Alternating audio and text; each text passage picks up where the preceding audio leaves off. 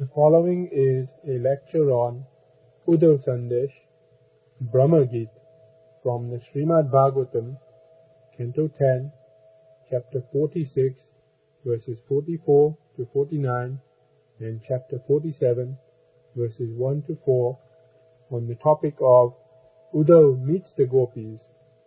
Gopis accuse Lord Krishna of being affectionless. This lecture is given by His Holiness Radha Govinda Das Goswami in Khadia, India, on 27th of December 1998 and 1999. नंद द्वारि ब्रजौकशः दृष्ट्वा रथं शातकौमं कस्यायमिति चाब्रुवन् अक्रूरः आगतः किं वा यः कंसस्यार्थसाधकः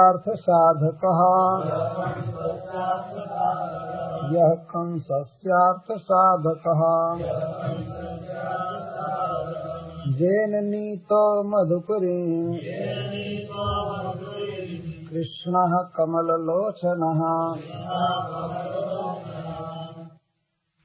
श्री सुखदेव गोस्वामी अब आगे की बात कह रहे हैं। श्री गोपीजन कमल नयन भगवान श्री कृष्ण के सौंदर्य प्रधान गीत को गा रही हैं और इस तरह से गीत अभी चल रहा था। उद्धव जी सुन रहे थे उस गीत को और वे परम आनंद में मग्न हो गए।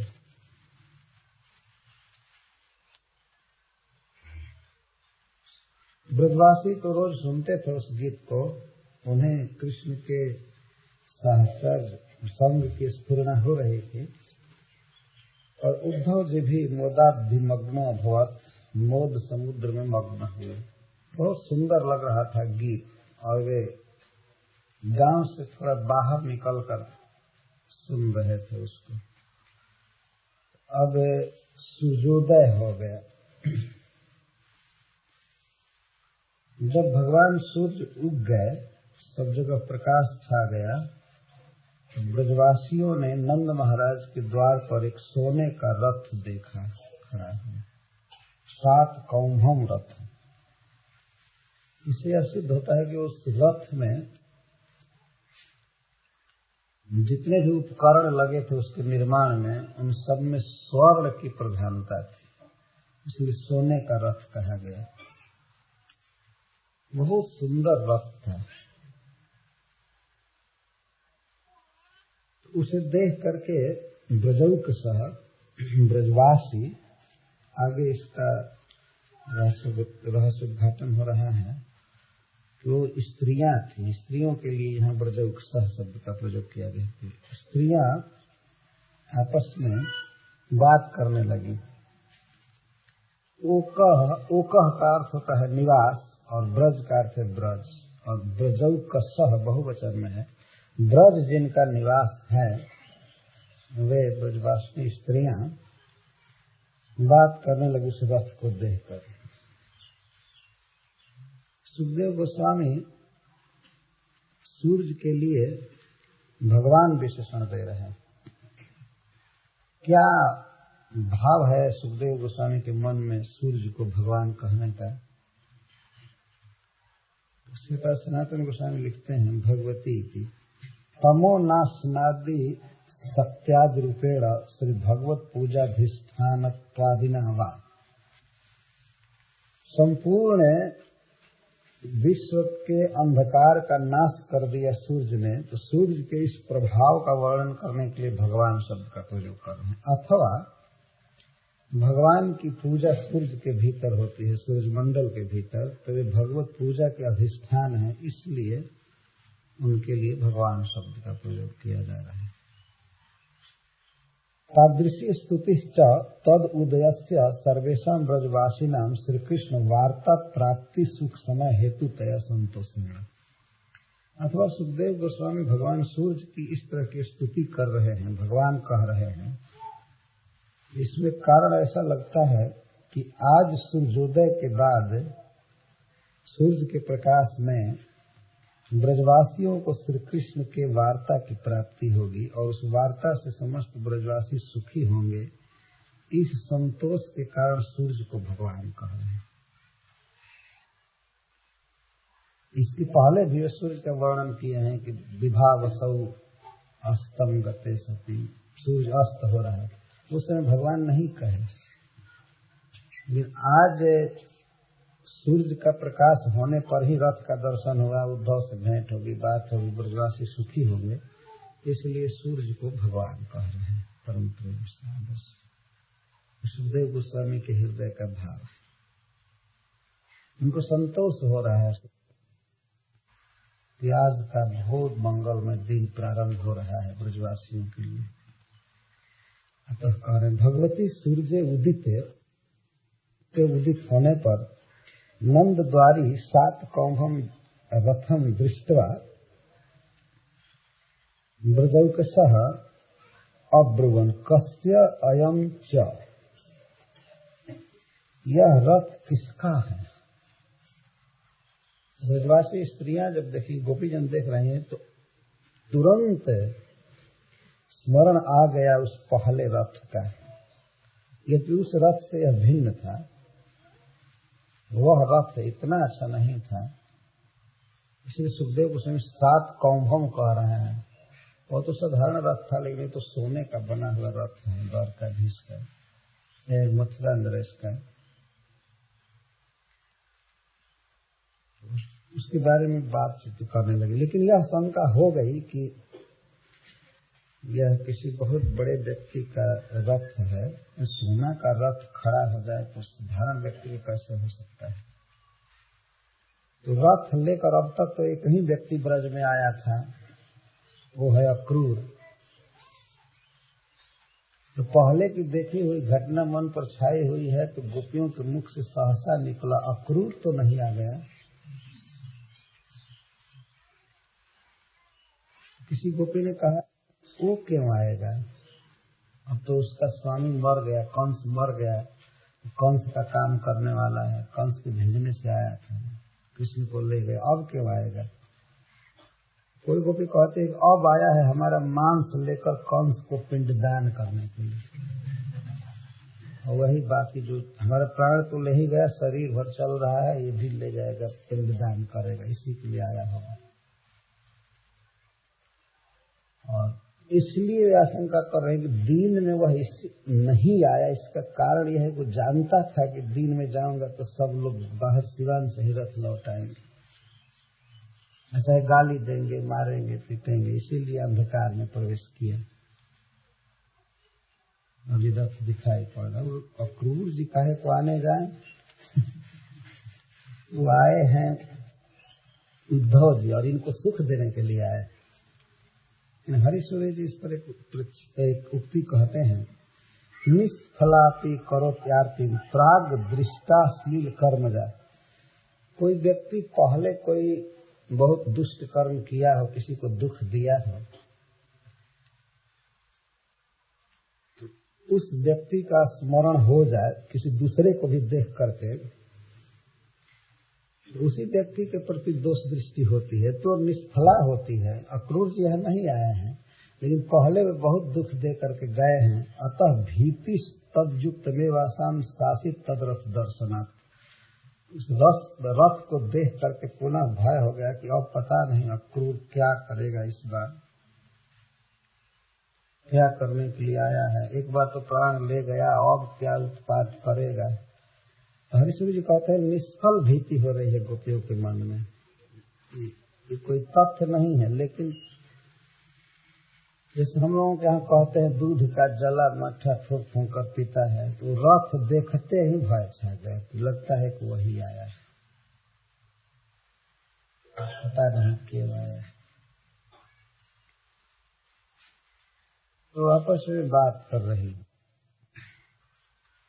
च शब्द है ऊपर वाले श्लोक में, अयम च चकाराद अक्रूर रथ स्मरणेन प्रारुदंश्चेत्यर्थ। चकाराद अनुक्तम चयनित किंचित समुचित समुच्चयति भाव। 4 से सुखदेव गोस्वामी यह कह रहे हैं कि अक्रूर के रथ को देख करके और पूर्व घटना याद करके बहुत जोर से रोने लगी। किस तरह से प्रियतम को अक्रूर ले गया था वो सारी घटना याद आने लगी और वे रोने लगी। अथवा अन्य भी 4 से जितनी बातें नहीं कही गई हैं उस रथ को देख करके जो जो दशा हुई उन सबको व्यक्त कर रहे हैं। मुख्य रूप से बात कर रही हैं अक्रूर आगतः किं वा यः कंसस्यार्थ साधकः येन नीतो मधुपुरीं कृष्णः कमललोचनः सक्रोधम आह। अब मन में क्रोध उठ रहा है अक्रूर के पूर्व कृत कर्मों की याद करके। वह नीच अब मुख दिखाने के आया ब्रज में, इस प्रकार का भाव उत्पन्न हो रहा है, क्रोध आ रहा है। अतः उत्कंठा प्रधानानाम अंतपातीनाम कसांचित वाक्यमः अक्रूर इति द्वाभ्याम्। यह कंसस्य अर्थ साधकः, जो कंस का अर्थ साधक है, अर्थम साधितवान इति अर्थ साधक, अर्थ को साधा इसलिए अर्थ साधक।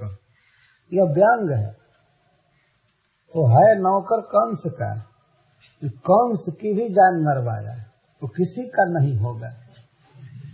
तो कंस का अर्थ क्या साधा है, वही मरवाया है, आकर के कंस के शत्रु को ले गया। यह बात है, मानते हैं कृष्ण ने कंस को नहीं मारा है, लेकिन कृष्ण के हाथ से उसकी मृत्यु लिखी हुई थी उसके कर्मों के अनुसार। तो कृष्ण यहाँ रहते तो इसका स्वामी भी नहीं मारा जाता। तो इधर हम लोगों को भी दुख दिया, और जो स्वामी इसका जीवन भर पालन किया था, रथ दिया था, उसको भी ले जाकर के मरवा दिया। इसको कौन अक्रूर नाम दे दिया। अक्रूर होकर के इतना कठिन कर्म कर रहा है, तो क्रूर हो जाएगा तो क्या करेगा, इस तरह की बात है। अक्रूर आगतः किं वा यह कंसस्य अर्थ साधक, जो कंस का अर्थ साधा, अर्थम साधितवान इति अर्थ साधक। अर्थ का अर्थ है प्रयोजन, कंस का काम बनाए। तदा क्या येन अक्रूरेण कंसार्थ साधकेन कमल लोचन कृष्ण मधुपुरी नीत। जिस अक्रूर के द्वारा कमल लोचन, जो दृष्टि मात्र से हम सबका सर्व संताप दूर कर देते थे, वो आंखों की दृष्टि याद आ रही है। वो रहते केवल देखते तो हम लोगों का विरह दावानल समाप्त हो जाता, हम सुखी हो जाती। तो ऐसे कमल लोचन श्री कृष्ण को परमानंद घन मूर्ति अस्मत् प्राणेश्वर अतः एवादृश्य ब्रजात तत्र नयनम अयुक्तम एवं भाव।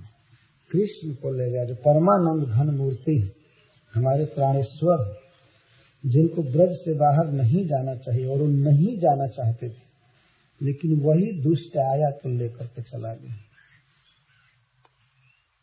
कहाँ ले गया, वो भी मधुपुरी में ले गया। मधु दैत्य जहाँ रहता है, मधु दैत्य का बसाया हुआ नगर। मधु नामा महादैत्य तस्य पुरीम इति श्लेषेण तस्याम तन्नयन अयोग्यता। मधुपुरी का ऐसे 2 अर्थ है, मधुवंशियों का नगर, लेकिन मधुपुरी श्लेष से ये कह रहे हैं कि मधु दैत्य का नगर मधुपुरी। तो वहां ले जाना ठीक नहीं था कृष्ण को, लेकिन उनका सबसे सुखद भवन ब्रजवास छुड़ा करके यह दुष्ट ले गया मधुपुरी में। अब पता नहीं क्यों आ गए। अक्रूर जी काहे को बेचारे आए हैं, उद्धव जी आए हैं इनको परम आनंद देने के लिए, सुख देने के लिए, प्रीतम का संवाद सुना करके। लेकिन हर्षवी कहते यही बिना मतलब के भय हो रहा है, पूर्व की घटना याद करके। जैसे रामचरितमानस में लिखा गया है कि जब अंगद जी गए लंका में, तो सबको याद आ गई कि एक बानर आया था जो लंका को जला करके चला गया था। कहते हैं आपस में, पूछे नहीं, कहते आवा कपिल लंका जही जारी। वो जिसने लंका को जलाया था वही आ गया। इसका मतलब कि चेहरा वरा सब अंगद जी का हनुमान जी का मिलता जुलता था, वही आ गया। और बिना पूछे वो लोग रास्ता अंगद जी को बताते थे, सरकार ये रास्ता जाएगा रावण के पास, फिर न आग लगा दे, फिर न कुछ कर दे। इसलिए सब बता रहे थे, बिनु पूछे मगदे ही बताई, अपने आप बताते थे। हल्ला हो गया, कभी फिर आ गया। एक बार तो लंका जलाया, अब क्या करेगा। हनुमान जी काहे को वहां जाने जा, तो अंगद जी गए थे और वो संधि के लिए गए थे, रावण को समझाने के लिए। लंका नहीं जलाने वाले थे, लेकिन पहले घटना बिहड़ हो चुकी है, तो इसीलिए अब बानर को देखकर भय हो गया।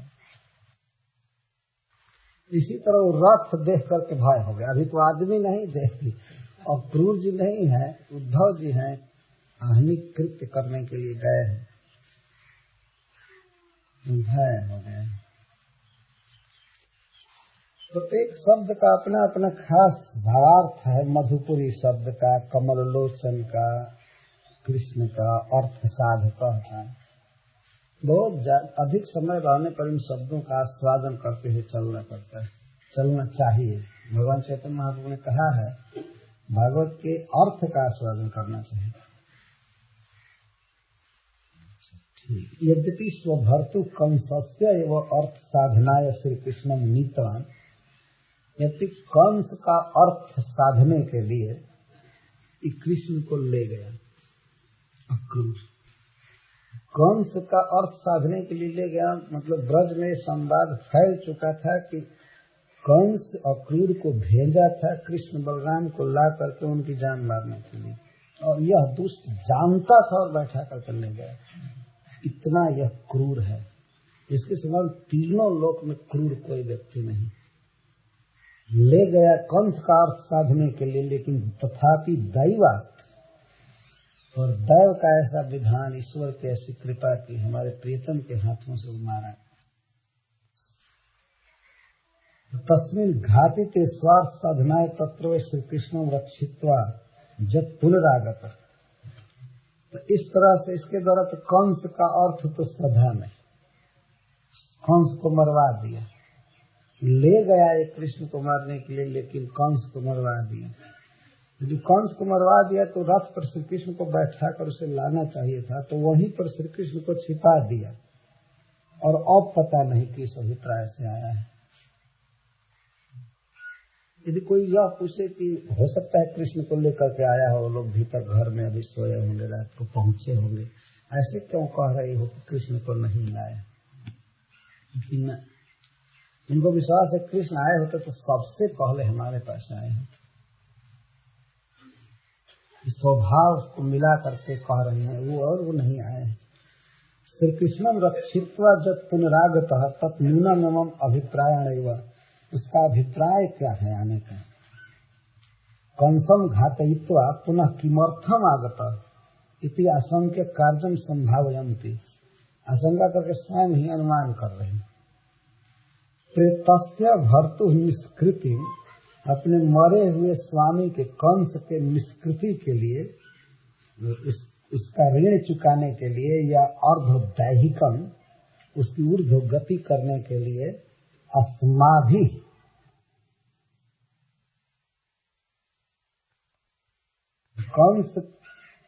कंस की काम क्रिया कराने के लिए हम लोगों को ले जाएगा क्या, या अस्माभि कृत साधयिष्यति, क्या हम लोगों से अब साधित करेगा कंस का अर्थ, अर्थात अस्मन् मांस पिंडन कृत्वा दास्यति किमित्यर्थ, क्या हम लोगों का मांस ले जाकर कंस को पिंडदान देगा क्या। जो करना था तो कर ही दिया, अब क्यों आया ब्रज में, और रात में आया छिप करके। यदि देख लेते सखा कृष्ण के तो इसको सिवान में ही घोड़ा वोड़ा खोल करके मार करके खदेड़ देते। रात में छिप करके आया। क्यों आया, क्या उद्देश्य है। इति गदंती नाम, इस प्रकार से वे आपस में बात कर रही थी। उद्धव क्यारी में बैठ करके, वन था छोटा सा बड़ा सुंदर, सब जो ब्रज में जाते हैं नंदगांव देखे होंगे, वहीं पर गोपियां सवेरे जुटती थी दही मथने के बाद जगह जगह से, कई गांवों से, और श्री राधा रानी भी वहीं आती थी। तो वे आपस में कृष्ण की वार्ता करके किसी तरह से विरह के दिन पूरा कर रहे थे, बड़े मुश्किल से, क्योंकि उसी पथ से श्री कृष्ण गए थे मथुरा, तो उसी पथ पर देखती रहती थी कि वे अब लौटेंगे, अब लौटेंगे। उद्धव जी को भगवान ने बताया था सब स्थान। तो इस तरह बदंती नाम स्त्री नाम, ये परस्पर में बातचीत कर रही थी। तत्त गृहवती नाम सर्वासम गोपी नाम तथा तस्मिन एवं समय, उसी समय जब उनकी बातें हो रही थी और बातों का विषय रथ का आगमन था तत्काल में। वैसे तो श्री कृष्ण चर्चा वो निरंतर करती रहती थी, लेकिन अब तत्कालिक प्रसंग था नंद द्वार पर रथ का दर्शन। तो उसी समय कृताहनिक कृत स्नान आदि नियम, स्नान जप और तिलक वगैरह करके उद्धव जी अगात श्री कृष्ण प्रेयसियों की सभा में पहुंचे और पूरा वस्त्र पहने हैं श्री कृष्ण जैसा। दूसरे अध्याय में वर्णन, जत्र श्री कृष्ण प्रेयस्यः ताः नित्यं मिथः सम दुखतया मिलित्वा वसन्ति तमेव स्थान विशेषम एकांतम अनिविश्य गत इत्यर्थ। वे किसी से पूछे नहीं कि मैं गोपियों से कहाँ मिलूंगा, श्री राधिका कहाँ मिलेंगी या और सखी कहाँ मिलेंगी। भगवान ने स्वयं ही सब कुछ बताया था कि इस समय वे वहाँ रहती हैं, यहाँ होंगी, तुम ऐसे पहुँचना, जाना, ये करना, ऐसे करना। तो वहीं पर वे पहुँचे। कृताहनिकः, जो दैनिक नियम है, स्नान करना, जप करना, शास्त्र पढ़ना, जो भी है, उसको उद्धव जी ने पूरा किया। इस उक्ति पर हरीश्वरी जी लिखते हैं, नित्य कृत्यम तु कर्तव्यम एवेति विधि शासनम युक्तमेवोद्धवो सिद्धो विधि युक्त विहितानिकः। चाहे कोई सिद्ध हो या कुछ भी हो, जो शास्त्र के नियम है उनका पालन अवश्य करना चाहिए। और उद्धव से बड़ा सिद्ध कौन होगा जो भगवान के सखा हैं, लेकिन सवेरे स्नान आदि का जो नियम है उसको पूरा कर रहे हैं। कृताहनिक, आहनिक को पूरा किए और आए। और एक बहुत सुंदर शब्द कह रहे हैं, स्रौत कृष्णोज्वल रसाभिषिक्तोध्वस्य ही कृष्णोज्वल रस स्नानं तदासित सिद्ध साधनम।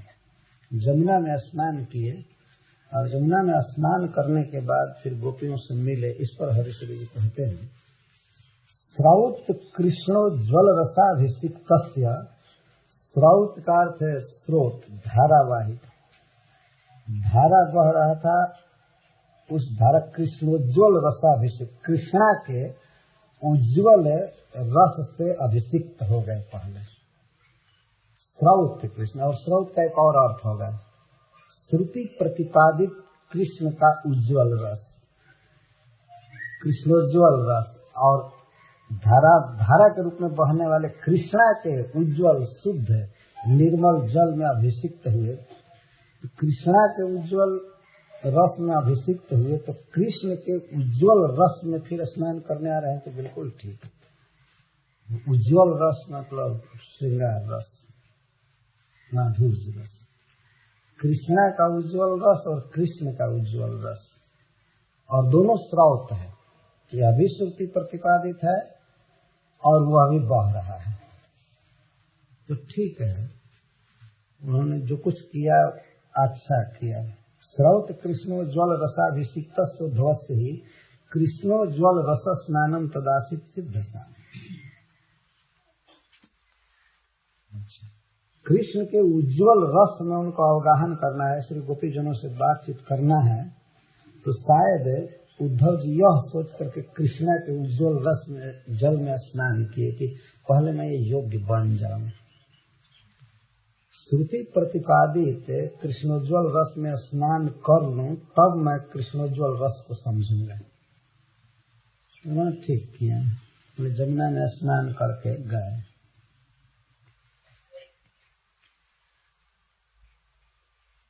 गोपियां कुछ बैठी हुई थी और कुछ आ रही थी, और कुछ को अब संवाद मिला कि उद्धव आए हैं, कृष्ण के सखा आए हैं, हम लोगों को सांत्वना देने के लिए, सुखी करने के लिए, समझाने के लिए आए हैं। तो गांव गांव में यह खबर फैल गई तुरंत, और झुंड की झुंड गोपियां आने लगी उद्धव जी से मिलने के लिए। रत्नाकर जी यहाँ कुछ लिखते हैं।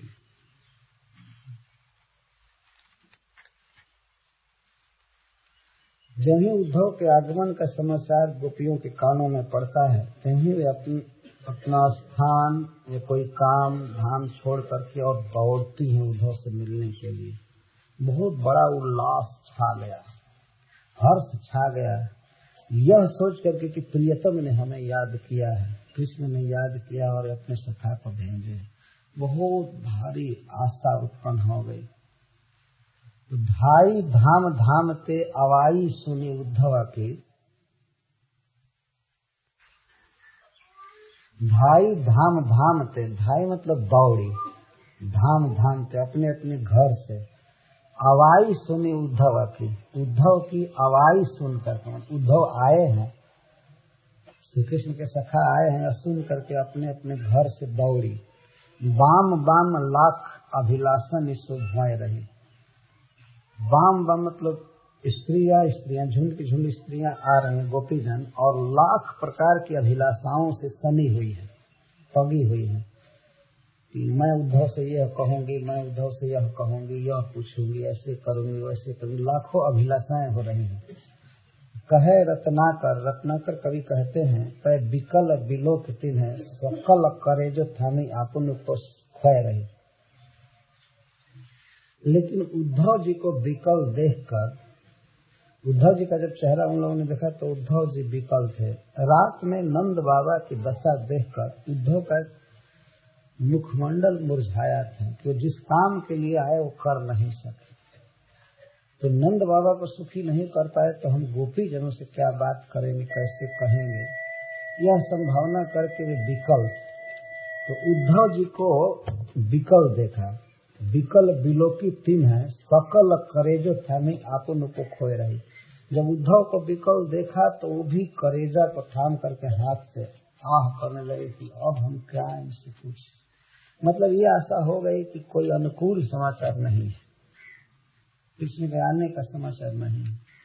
लेखी निज भाग लेख रेख तीन आनंद की, उद्धव के मस्तिष्क पर बदन पर देखने लगी और उनके बदन को मुख को देख करके अपने भाग्य की रेखा पढ़ रही है। जो उल्टा है, अपने मुंह में अपने भाग्य की रेखा होती है ललाट में, लेकिन उद्धव के मुख में अपने भाग्य की रेखा पढ़ रही है। मतलब ये देख रही है कि हाय है हमारे भाग्य में क्या लिखा है। हमारे प्रियतम के मित्र भी आए हैं तो बहुत खिन्न है, क्या हो गया, कोई बहुत दूषित घटना हो गई मथुरा में, क्या हो गया। लेखी निज भाग लेख रेख तीन आनंद की, उनके आनंद में अपने भाग्य की रेखा देखते हैं। जानन किता ही आतुरीसो मन भय रहे, इसको जानने के लिए कि हाय विधाता हमारे भाग्य में क्या लिखा है। इसमें भय रहे मतलब सन गई, अभी जानना चाहते थे, उद्धव के मुख से सुनना चाहते थे कि क्या समाचार है, क्या समाचार है। तो आंस रोकी, सांस रोकी, आंस का अर्थ है आंसू रोक लिया, पहुंच लिया पूछने के लिए। उमड़ रहा था आंसू, लेकिन आंसू रोकी, आंस रोकी, सांस रोकी और सांस को भी रोका कि सुने क्या बोलते हैं। आंस रोकी, सांस रोकी, पूछना हुलास रोकी और पूछने की जो अभिलाषा थी उसको भी रोका। मतलब पूछना नहीं चालू किया, उद्धव को ही सोचते थे यही बोले कुछ सुनाए। मूर्ति निराश किसी आस भरी जोय रही। ऐसा लगता था गोपियों का शरीर ऐसा था जैसे मूर्तिमान निराशा आशा से भरा हो।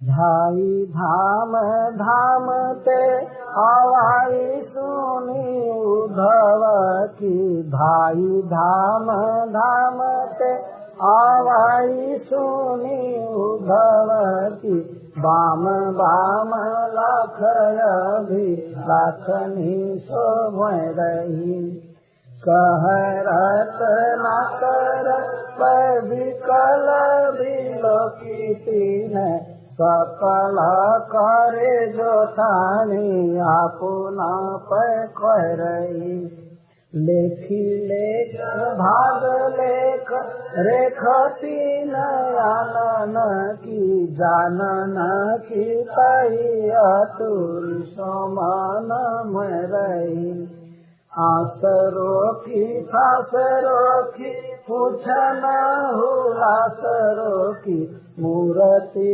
निराश की सी आस भरी जय रही, आसरो की सासरो की पूछन हुलासरो की, मूर्ति निराश की सी आस भरी जय रही। तो उद्धव के आवन की सुधि ब्रज गावन में पावन जबय लगे। ब्रज के गांवों में जब गोपियां यह सुधि पाने लगे कि मन भावन मनमोहन श्री कृष्ण के भेजे हुए उद्धव जी आए हैं, इस सुधि को जब ब्रज गांव में पाने लगी तो रत्नाकर कवि कहते हैं कि ग्वालिनों की झौर झौर झुंड झुंड समूह समूह ग्वालिनों का दौरी दौरी नंद पौरी आवन तबय लगी। दौड़ दौड़ करके नंद पौरी में नंद महाराज के भवन की तरफ आने लगी और वहां जाकर के उद्धव का पता पा करके उद्धव जी के पास आकर के देखने लगी। उद्धव जी उस समय बैठे थे और गोपियां चारों तरफ खड़ी थी, वैसे पत्र को लिए थे हाथ।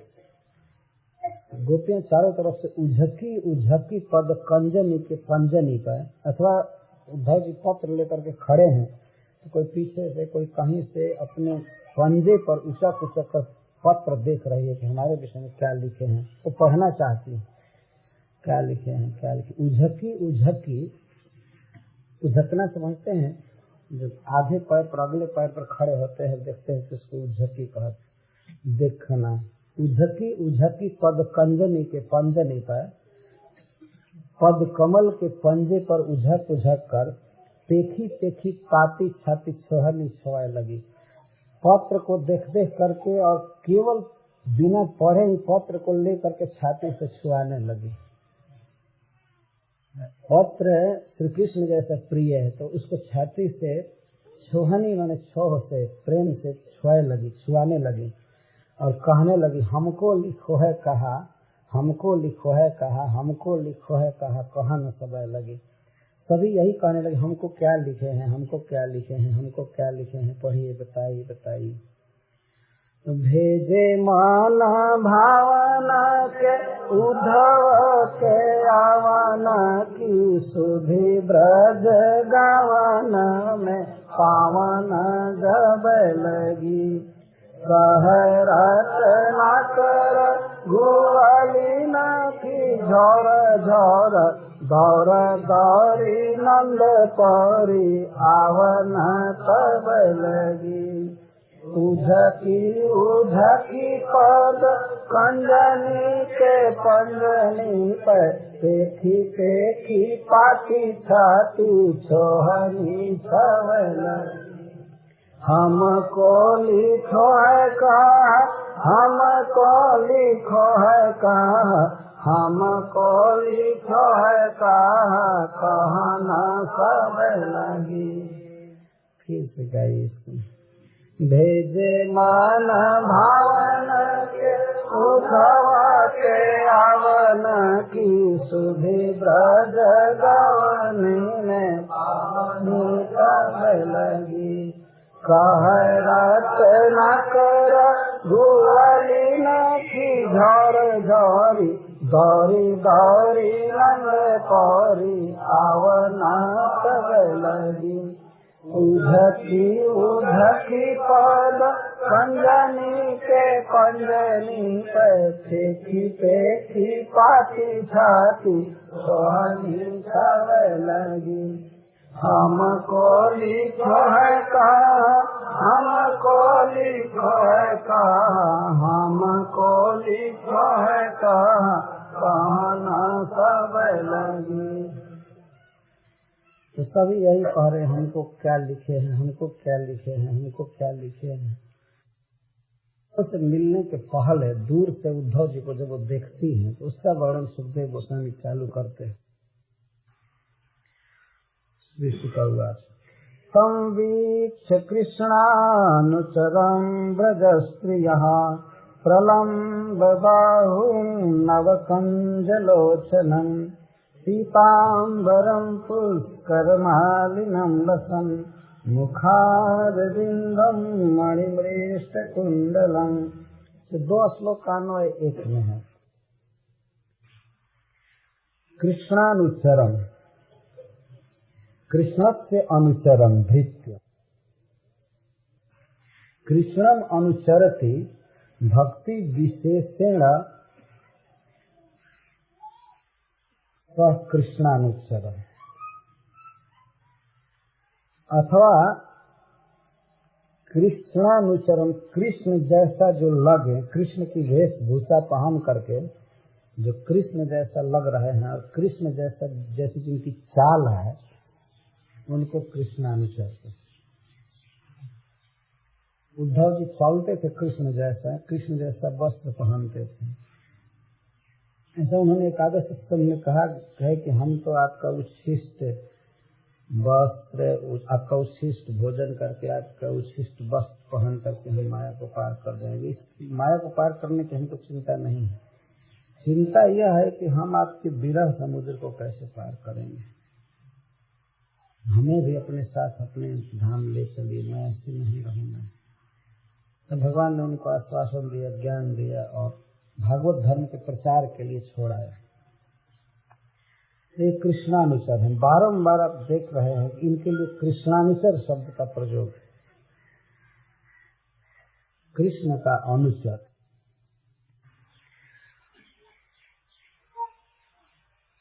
इस वर्णन से ऐसा लगता है कि श्री गोपी जनों को कुछ संवाद मिल गया था कि कृष्ण का अनुचर आया। वे उत्सुक नेत्रों से देख रहे थे कि वे कहाँ हैं, कहाँ क्या कर रहे हैं। तब तक उन लोगों ने देखा कि वे आ रहे हैं। संवीक्ष्य, इक्ष्य, साक्षात दृष्टवा इत्यर्थ। विशेष इक्ष्य, साक्षात देखा, दूर से ही देखा। कथम भूतम कृष्णानुचरम प्रलम्ब बाहुम प्रकर्षेण लंबो बाहु जस्य तम। प्रकर्षेण बहुत अधिक लंबी जिनकी बाहें थी, आजान लंबित भुजा थे। भगवान श्री कृष्ण जैसा ही इनका शरीर। प्रलम्ब बाहें, प्रकृष्ट लंब, घुटने तक जिनकी भुजा है उनको आजान लंबित भुजा थी। प्रलम्ब बाहु और बड़ी बड़ी सुंदर सुंदर भुजाएं। नवकंज लोचनम, नवीन कंजवत लोचने जस्य तम। नवीन कमल के समान सुंदर जिनकी आंखें थी। इससे अब यह सिद्ध हो रहा है कि उद्धव जैसे जैसे निकट आ रहे वैसे वैसे देख रहे हैं। थोड़ी दूर से ही कमल जैसी आंख दिखाई पड़ रही, बहुत सुंदर आंखें। पीताम्बरम, और पीला वस्त्र पहने हैं, जिस प्रकार श्री कृष्ण पहनते हैं। श्री कृष्ण का ही वस्त्र पहने हैं। पीताम्बरम पुष्कर मालिनम, और कमल ग्रथिता माला विद्यते जस्य तम, जो कमल की माला पहने। जैसे जैसे गोपियां देख रही हैं उद्धव जी को, वैसे वैसे सुखदेव गोस्वामी वर्णन कर रहे हैं। इस बात को आप सहज समझ सकते हैं आज के युग में। जैसे टेलीविजन में रूप दिखाई पड़ता है और उधर वॉइस भी चलता रहता है उसका वर्णन में। जो मैच होता है तो मैच का दृश्य भी दिखाते हैं और वर्णन करते जाते हैं। जो दृश्य सुखदेव गोस्वामी के आंखों के सामने आ रहा है और गोपियां जैसे जैसे देख रही हैं उद्धव जी को, वैसे वैसे सुखदेव गोस्वामी वर्णन कर रहे हैं। पुष्कर मालिनम लसन मुखार बिंदम, और मुखार बिंद बहुत सुंदर लग रहा है, लसत चमक रहा है, बहुत सुंदर है। मणि मृष्ट कुंडलम, जो मणियों के उज्ज्वल कृत कुंडल को धारण किए हैं, उज्ज्वलीकृत कुंडल पहने हैं कानों में, बड़े उज्ज्वल है, झलमल झलमल कर रहे हैं, और मणि के कुंडल।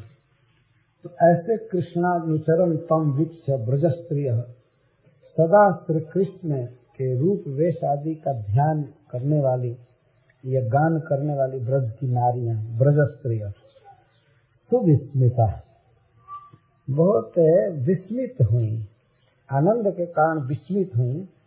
सुचिस्मिता, प्रियतम के दूत का साथ प्राप्त होगा और उनका संवाद मिलेगा, इसलिए सुचिस्मिता, मुख पर सुख की मुस्कान आ गई। सुचिस्मिता, अच्युत वेशभूषण अपिच दर्शन अयम कह, वे आपस में कहने लगे अच्युतस्य वेशभूषणे इव वेशभूषणे जस्ट सह, श्री कृष्ण जैसा, अच्युत जैसा इसकी वेशभूषा है। वेश का अर्थ है वस्त्र और भूषा का अर्थ अलंकार, वेशभूषा। ये कृष्ण जैसा वेश पहना है और अलंकार भी धारण किया है, केवल मोर पंख धारण नहीं किए, और सब अच्युत जैसी वेशभूषा। अपिच्य दर्शन, अपिच्यम सुंदरम दर्शनम जस्य दृश्यते इति दर्शनम, इसका दर्शन, इसका रूप बहुत सुंदर है। अनेन अनुक्तम अपि श्री कृष्ण सदृशम आकार वर्णाधिकम, आकार वय वर्णाधिकम संगृहीत। अपिच्य दर्शन से यह ध्वनित हो रहा है सुंदर दर्शन, अपिच्य का अर्थ सुंदर दर्शन, श्री कृष्ण के समान ही आकार है, उम्र है और वर्ण, शरीर का रंग हो रहा है। तो अयम कह, यह कौन है व्यक्ति? कुछ ये स्त्रियों को मालूम नहीं था, वे आपस में बात कर रही, कौन है, किस जाति का है, इसका क्या नाम है, इसके माता पिता कौन है, कहाँ से आया? ब्रज में तो नया व्यक्ति है और ये पता लगे कि यही रथ पर चढ़कर आया है, कोई विशिष्ट व्यक्ति आया है, ऐसा अनुभव हुआ। जो नई गोपियाँ थी, मतलब जिनको पता नहीं था कि ये कौन व्यक्ति है, वे बात कर रही कि कौन है, कहाँ से आया है, क्या इसका उद्देश्य है आने का। गरीब गांव में आ करके और मर्सिडीज कार खड़ी हो जाए तो लोग बात करें ना, कौन बाबू आ गया, कहाँ से आया, क्या उद्देश्य है, होता है, स्वाभाविक बात होने लगेगी। तो ब्रज भी एक लौकिक दृष्टि से गरीब गांव है, जहाँ रथ तो कभी जाता नहीं था, वही दूसरी बार रथ गया था, नहीं तो बैलगाड़ी पर सारा काम होता था। नंद बाबा को मथुरा जाना होता था तो बैलगाड़ी पर जाते थे। वैसे तो कोटि कोटि लक्ष्मी न्यौछावर है ब्रज के एक रथ पर।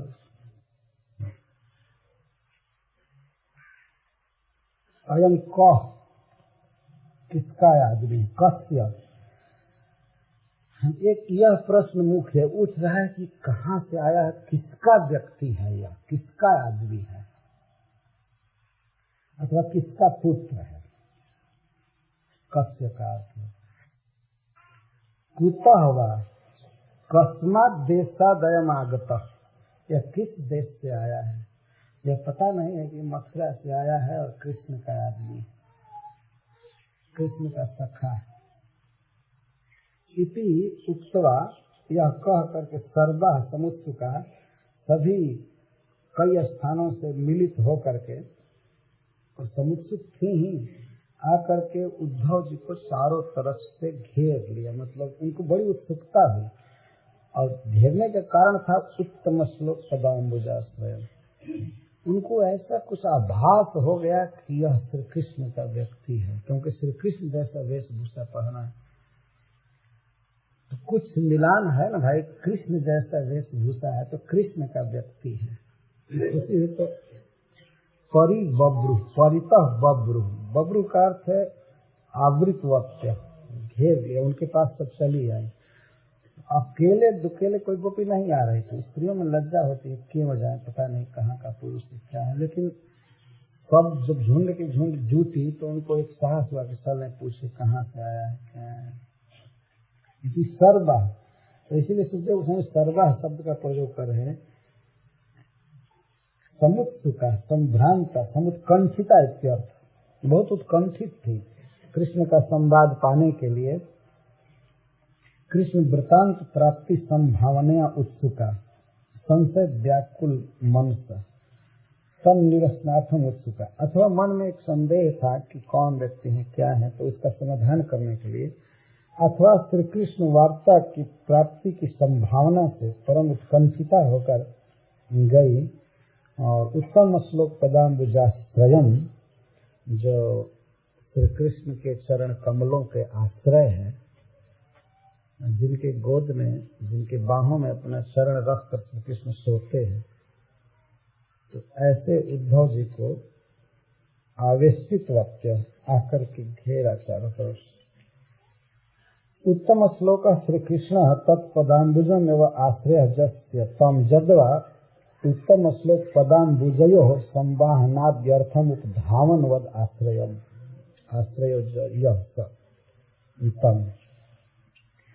तो उत्तम श्लोक पदाम्बुजाश्रय का दो अर्थ है। उत्तम श्लोक के चरण कमल जिनके आश्रय हैं उद्धव जी, अथवा उत्तम श्लोक के चरण कमलों के जो आश्रय, निपात संवाहन करते हैं, तकिया के बदले अपने देह रख देते हैं उद्धव जी, तो भगवान के चरण कमल उन पर विश्राम करते हैं, तो उद्धव जी उन चरण कमलों के आश्रय है। इस प्रकार मैं बहुत निकटतम, तो आकर के घेरा। तम प्रश्रयेणावनतः सुसत्कृतं सव्रीडहासे क्षणसु नृतादिभि, रहस्य पृच्छन्नुपविष्टमासने विज्ञाय संदेशहरं रमापतिः। प्रश्रयेण अवनतः, स्वाभाविक विनय से वे झुकी थी। अभी भी उद्धव जी के पास आई तो सब बहुत नम्र थे। यहाँ अवनत का अर्थ है कि वे घूंघट ताने हुए आई, बहुत उत्सुकता से, उत्सुकता के मारे वे रह नहीं पाए, लेकिन फिर भी अभी वे विनय से अवनत थी, नम्र सिर थे। और सदृढ़ हास्य क्षणसु नृतादि, वे हंस रही थी, आनंद उच्छ्वलित हो रहा था, ये संभावना करके कि यह हमारे प्रियतम का दूत है, अथवा अब पता लग गया है कि ये प्रीतम के दूत हैं, कृष्ण के दूत हैं, तो इसलिए हास आ रहा है, खुशी आ रही है, लेकिन उसको लज्जा के द्वारा वे नियंत्रित कर रही है। इक्षण सुनृतादि, और प्रेम से उद्धव जी के प्रति देख करके और सुंदर वाणी से उनका स्वागत करके, सुसत्कृतम, स्वागत किए। कैसे स्वागत, किन किन बातों से की? सदृढ़ हास से, सदृढ़ इक्षण से और सुनृत्य से। नृत्य कहते हैं सुंदर वाणी, बहुत सुंदर वाणी बोलकर, आप कैसे हैं, आपका स्वागत है, ऐसे ऐसे कुछ कहकर।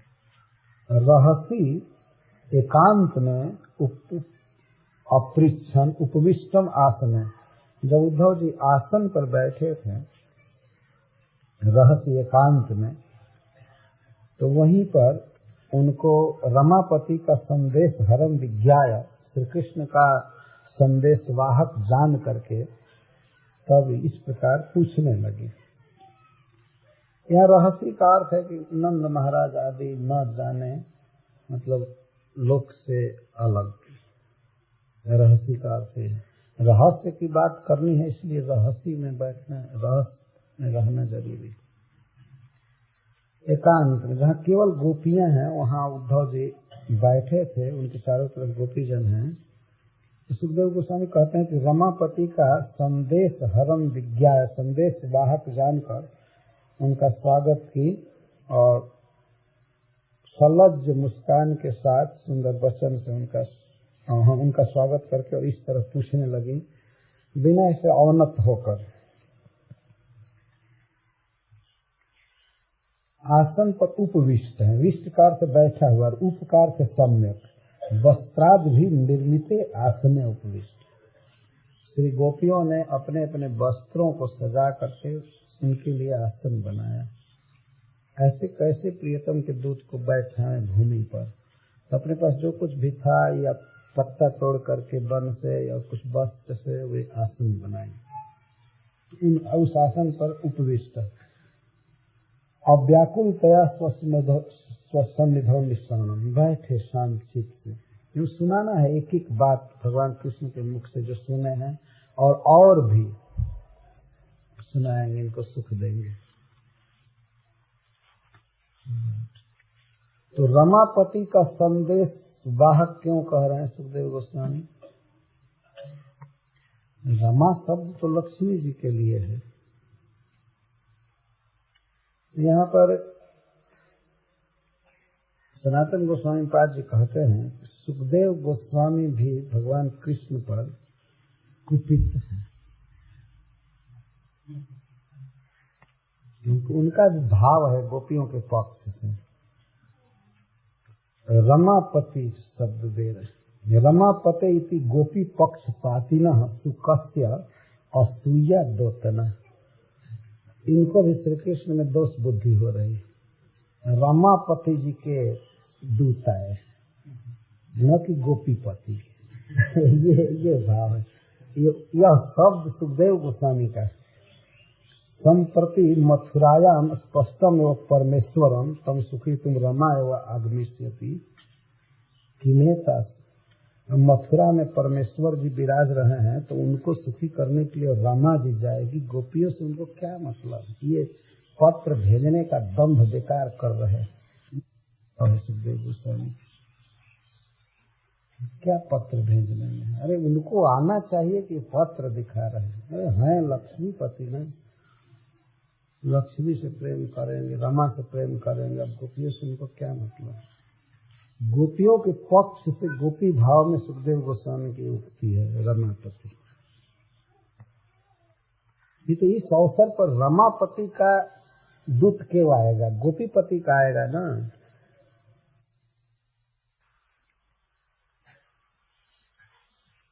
तो जब ये जान गए कि श्री कृष्ण के संदेश वाहक हैं तो उनसे वे इस प्रकार कहने लगे।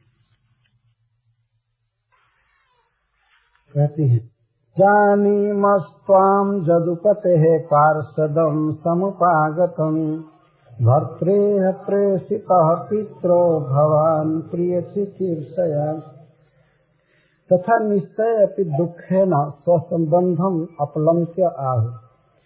फिर वह सनातन गोस्वामी कहते हैं कि उद्धव जी से बातचीत करते समय गोपियां सबसे पहले यह कह रही हैं कि हमारा श्री कृष्ण के साथ कोई संबंध कहाँ है, क्यों हमें याद करेंगे?